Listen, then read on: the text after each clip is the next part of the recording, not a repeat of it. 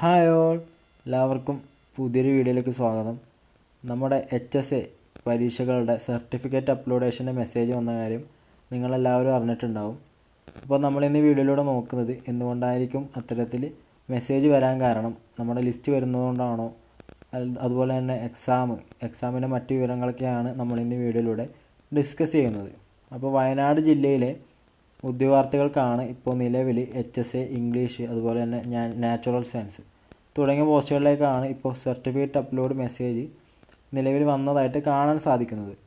ഇപ്പോൾ നമുക്കറിയാം PSC നമ്മുടെ ഈ ഒരു സർട്ടിഫിക്കറ്റ് അപ്ലോഡിൻ്റെ മെസ്സേജൊക്കെ സാധാരണയായിട്ട് അയക്കൽ നമ്മുടെ ഷോർട്ട് ലിസ്റ്റ് അല്ലെങ്കിൽ റാങ്ക് ലിസ്റ്റ് വരുന്നതിന് കുറച്ച് സമയം മുമ്പാണ് സാധാരണയായിട്ട് ഈ ഒരു മെസ്സേജ് സാധാരണയായിട്ട് നമ്മുടെ പ്രൊഫൈലിൽ വന്ന് കാണാറ്.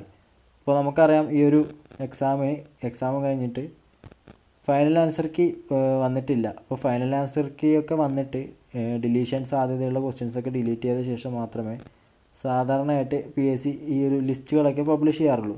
അതുകൊണ്ട് തന്നെ ലിസ്റ്റ് വരുന്നതിന് മുന്നോടിയായിട്ടുള്ള മെസ്സേജാണ് എന്നൊന്നും നമുക്കിതൊരിക്കലും പറയാൻ പറ്റില്ല. കാരണം നമ്മുടെ നിലവിലുള്ള റാങ്ക് ലിസ്റ്റിന് ഇനിയും കാലാവധിയുണ്ട്. ഇനിയും ഒരു വർഷം ആ ഒരു റേഞ്ചിലൊക്കെ ഇനിയും ഈ ഒരു ലിസ്റ്റിന്, നിലവിലുള്ള ലിസ്റ്റിന് കാലാവധിയുണ്ട്. അപ്പോൾ ആ ഒരു ലിസ്റ്റിൻ്റെ കാലാവധി എപ്പോൾ കഴിയുന്നോ അപ്പോഴാണ് സാധാരണയായിട്ട് PSC അടുത്ത ലിസ്റ്റ് പബ്ലിഷ് ചെയ്യാറ്. അതുകൊണ്ട് തന്നെ ഈ ഒരു മെസ്സേജ് ഈ ലിസ്റ്റ് വരുന്നതിന് മുന്നോടിയായിട്ടുള്ള മെസ്സേജാണെന്ന് പറയാൻ നമുക്ക് സാധിക്കില്ല. അപ്പോൾ എന്തുകൊണ്ടായിരിക്കും ഈ ഒരു മെസ്സേജ് വന്നത് എന്ന് ചോദിച്ചാൽ അതിന് പല കാരണങ്ങളുണ്ടാവാം. പല കാരണങ്ങൾ കൊണ്ടും ഈ ഒരു മെസ്സേജ് വരാൻ സാധ്യതയുണ്ട്. അതിൽ ഒരു കാരണമാണ് നമ്മുടെ ഈ ഒരു പരീക്ഷ. PSC ഒരു പരീക്ഷ നടത്തി അതിൽ ഉദ്യോഗാർത്ഥികളുടെ എണ്ണം വളരെ കുറവാണെങ്കിൽ PSC ഇത്തരത്തിൽ മെസ്സേജ് വിടുന്നതായിട്ട് കാണാറുണ്ട്. അതായത് PSC അതിൽ ഉദ്യോഗാർത്ഥികളുടെ എണ്ണം വളരെ കുറവാണെങ്കിൽ എഴുതിയ എല്ലാവർക്കും, ആ പരീക്ഷ എഴുതിയ എല്ലാവർക്കും ഒരു അവരെ ഒന്ന് ഫിൽട്ടർ ചെയ്യാൻ വേണ്ടിയിട്ട് PSC ഈ ഒരു സർട്ടിഫിക്കറ്റ് അപ്ലോഡിൻ്റെ മെസ്സേജ് അയച്ചതായിട്ട് കാണാറുണ്ട്. അപ്പോൾ ഇത് അറിയണമെങ്കിൽ ഒരു വഴിയേ ഉള്ളൂ.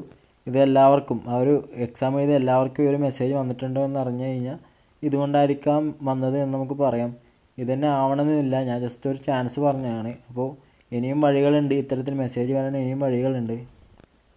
അപ്പോൾ നമ്മുടെ ഷോർട്ട് ലിസ്റ്റിൽ വരാൻ ഉള്ളവർക്കാണോ ഈ ഒരു മെസ്സേജ് വന്നത് എന്ന് എല്ലാവരും ചോദിക്കുന്നുണ്ട്. അപ്പോൾ ഈ ഒരു മെസ്സേജ് നമ്മുടെ ഷോർട്ട് ലിസ്റ്റിൽ വരാൻ സാധ്യതയുള്ള ആൾക്കാർക്കാണ് ഈ ഒരു മെസ്സേജ് വന്നിട്ടുള്ളത്. ഒരിക്കലും ഈ ഒരു മെസ്സേജ് വന്ന എല്ലാവരും ഷോർട്ട് ലിസ്റ്റിൽ ഉണ്ടാവണമെന്നില്ല.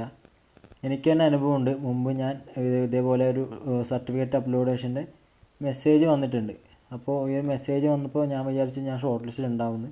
പക്ഷേ നമ്മുടെ ലിസ്റ്റ് വന്ന സമയത്ത് ഞാനൊരു ലിസ്റ്റിൽ ഉണ്ടായിരുന്നില്ല. അപ്പോൾ PSC സാധാരണയായിട്ട് ഇപ്പോൾ ഒരു 50 പേര് അല്ലെങ്കിൽ ഒരു 100 പേരൊക്കെ ലിസ്റ്റിൽ ഉൾപ്പെടുത്താൻ ആഗ്രഹിക്കുന്നുണ്ടെങ്കിൽ ഒരു 110 പേർക്കൊക്കെ സാധാരണയായിട്ട് മെസ്സേജ് അയക്കും. കാരണം ഈ ഒരു 100 പേരിൽ ആരെങ്കിലും ചിലപ്പോൾ അയോഗ്യരായിപ്പെടുകയോ അങ്ങനെയൊക്കെ ചെയ്ത് കഴിഞ്ഞാൽ മറ്റുള്ളവരെ ഉൾപ്പെടുത്തേണ്ടതായിട്ടുണ്ട്. അപ്പോൾ ഞാൻ പറഞ്ഞു തരുന്നത് ഇത്രയേ ഉള്ളൂ. നിങ്ങൾക്ക് മെസ്സേജ് വന്നു എന്ന് കരുതിയിട്ട് നമ്മൾ ഷോർട്ട് ലിസ്റ്റിലുണ്ട് എന്ന് കരുതുന്നത് തെറ്റാണ്. കാരണം നമുക്ക് മെസ്സേജ് വന്നു, അതുകൊണ്ട് നമ്മൾ ഷോർട്ട് ലിസ്റ്റിൽ വരാൻ സാധ്യതയുണ്ട്. നമുക്ക് അവിടെ ഒരു പ്രോബബിലിറ്റി ഉണ്ട് നമ്മൾ ഷോർട്ട് ലിസ്റ്റിൽ വരാൻ വേണ്ടിയിട്ട്.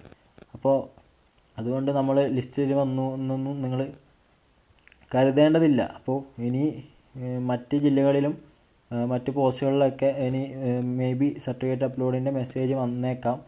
അപ്പോൾ ലിസ്റ്റ് വരുന്നത് കൊണ്ടാണ് ഇത് എന്ന് നമുക്ക് പറയാൻ സാധ്യത വളരെ കുറവാണ്.